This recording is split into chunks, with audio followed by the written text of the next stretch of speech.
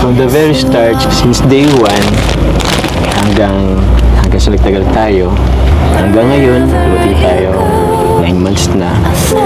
Wala akong ibang naramdaman kundi parang nakumpleto mo yung buhay ko. Kung makikita mo, ito, July 18, 2024, yun yung pinaka... Oh, uy, bakit? Grabe, parang gusto mo makita yung maganda kong mga mata ay. Yan mo, July 18, 2024. Ngayon, araw na yun, 9 months na natin. So, ang tagal na, di ba? Grabe. Happy 9th monthsary sa'yo. Thank you din po kasi simula nung una, grabe yung effort mo talaga. Welcome. Tapos, kinakabahan ka ba? Hindi ka na, no? Pinagpapawisan ka na.